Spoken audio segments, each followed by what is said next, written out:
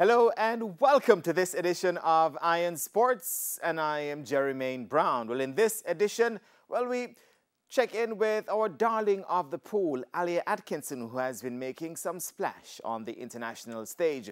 We also delve a bit further into the amendments made by the Intersecondary Schools Sports Association, ISA, and also we preview the second test between the West Indies and India in India.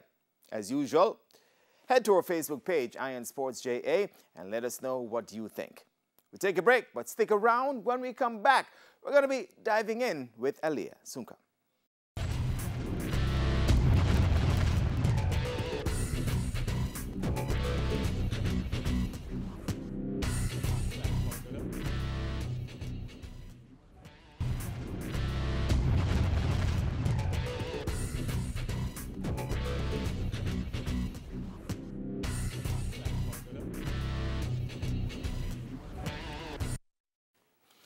Hello and welcome back to Iron Sports. Now, reigning National Sportswoman of the Year, four-time Olympian, Alia Atkinson has been making quite a splash on the international stage recently as she lowered her world 50-meter breaststroke short course record to 28.56 seconds. That's shaving off 0.08 seconds off her previous record. The 29-year-old, her impact continues to be felt, and of course the headlines are there internationally. And here to give us some insight into Alia's performances thus far this year is her coach, Christopher Anderson. Coach Anderson, welcome to Iron Sports. Can you hear me? Yes, thank you for having me on. All right, excellent. It's so far so good for Alia in the FINA Short Course World Cup, but also she did well at the Commonwealth Games earlier this year. How would you describe her season thus far? Well, I mean, so far, after rebounding after Commonwealth and getting back to basic training, she's done a great job of setting herself up so she can peak for the end of the season in December. Yeah, we see the glory, of course, when she competes, and none more so than recently when she broke her 50-meter breaststroke world short course record. But we know there are also challenges. Just give us a bit of insight into some of those challenges that we wouldn't normally hear of where Alia is concerned.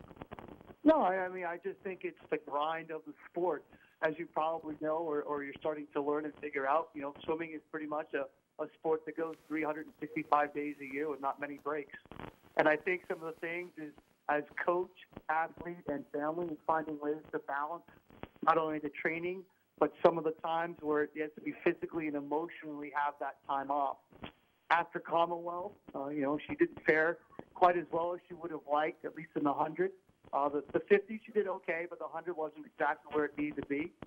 So, you know, she took a little time off emotionally and mentally, and then she got right back on it in the end of April and has been training really hard since. She had a wonderful meet in July to really set her up in the long course format that reinforced all the great things that she was doing and some of the small tweaks she did as far as her training. And at the beginning of the short course season, as you found on the first leg of the World Cup Series, you know, having a second overall best athlete and breaking world record was a real nice start to the short course season.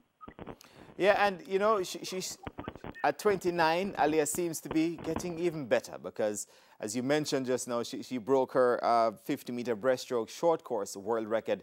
Is that the case? Because usually we know that swimmers, they peak early, early 20s, sometimes in their teens, but she's 29 and she's getting even better. Yeah, well, what are you doing? I mean, it just goes to show what she's done. She has been 100% professional. With all the experience that she has gained from support of the Jamaican JOA, as well as her club team and coaches, and certainly her family, she's really developed into be one of the highest pro-level swimmers, really, of all time. Yeah. Certainly as far as Jamaica, but, you know, this is a little bit more than just Jamaica. It's worldwide as far as what she's doing and what she's leading. Yeah. I like that you mentioned that, because I heard one of the commentators refer to Alia as, you know, a legend, and quite aptly so, because, you know, first the black woman to win a world swim title, world swimming record as well. What is it like now for Alia when she attends these international meets? What is the kind of response, what kind of response does she get, you being her coach? I mean, I think for her, obviously it's extremely humbling what she's gone through, but she is trying to play that role of being a little bit of a leader, not only for the Jamaican younger athletes, which I think is really dear to her heart, but also from other some struggling areas of part of the world that don't have swimming like some of the major power countries. But she is trying to act as a leader and show them through examples and basically, what she's doing as far as her performances. But she's always willing to share, help, motivate other countries and other athletes as well as her own country as well. And that gives me the perfect segue, Coach. How does Jamaica find another Alia? Because, clearly she's setting the pace. She's inspiring others. How does Jamaica now go about finding another Alia? Well, I mean, it's just a lot of hard work. There's a lot of talent in Jamaica on the men's side as well as women. And it's a lot of work, and it can be done at the National Stadium pool in Kingston. And I know some of these kids go to a school overseas, whether it's in London and or the U.S., but the consistency of putting in the work over time and really just loving the sport. If they can find a way in their low 20s to love and enjoy the experience as much as Alia and other awesome Jamaican swimmers that they've had in the past, like a Timothy Winters or a Janelle Atkinson or Javon Atkinson or a Natasha Moody, those have been very successful. And the key factor is they have a lot of talent, but they love what they were doing. Yeah. And when they love what they're doing, it makes it a lot easier as you're getting a little older. Yeah.